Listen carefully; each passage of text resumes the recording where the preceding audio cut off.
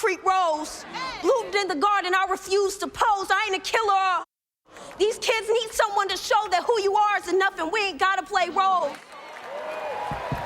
That's a scene from the movie On the Come Up about an aspiring teen rapper named Bree.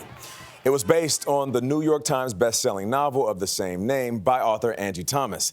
She also wrote the bestsellers The Hate You Give and Concrete Rose. Now Thomas is out with her first fantasy novel, which is also her first book geared toward middle schoolers. It's called Nic Blake and the Remarkables, the Manifestor Prophecy. It tells the story of a girl with magical powers who goes on a mission to save her dad and uncover family secrets.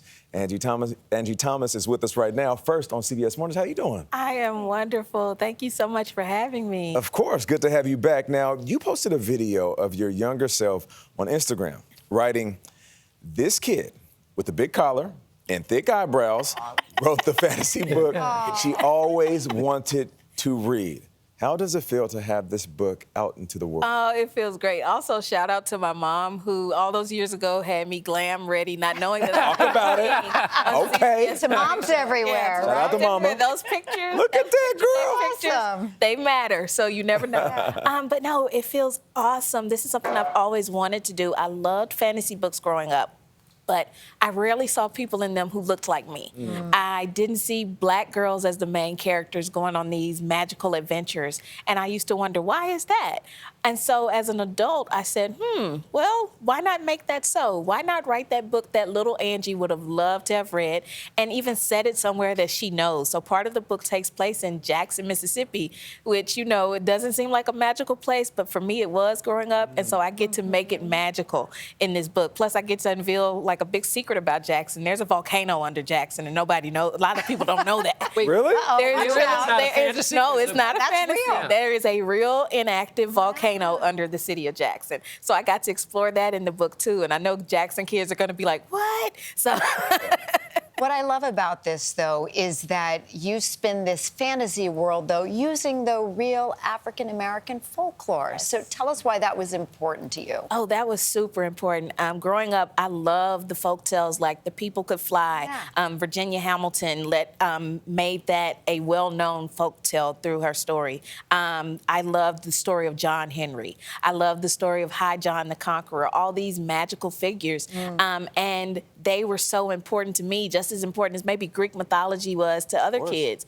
And so I really wanted to bring that in and show those people, show these characters, but also show the origins of these stories and what they came from and what they represent. They didn't just represent pain, they represented hope, they represented magic, and that's something that kids need to know, and it's something that kids can take pride in, but also something that can inspire them. One of my favorite lines is, it says, "You are the only gift you need." So the fantasy part is one thing, but that's a deeply personal thing we all need to hear, whether we're middle schoolers or not. You're right about that, John.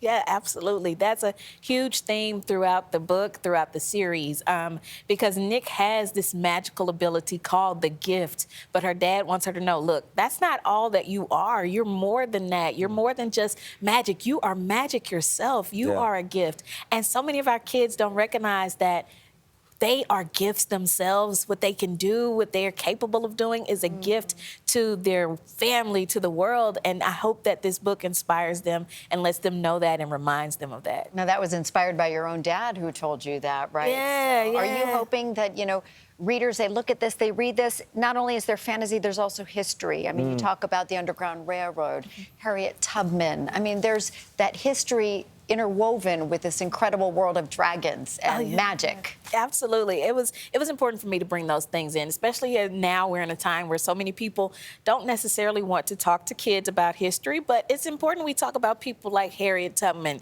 and the things that she did to help so many. It's important we talk about these things. It's important we talk about where we've been so we know where we're going. And I wanted to still bring that into this magical world and show that, you know, even in the midst of magic, there were still real people who were doing real important things. And that's important given that there are books being pulled off the shelves of some of these schools.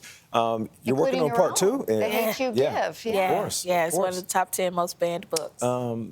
You're working on part 2? I am. You are? I am. Can you give us a little bit of an idea of where this is going? I will say there's a big twist in the first book, so I can't spoil it. There's a huge twist. Of course. The reactions to the twist have been amazing so far.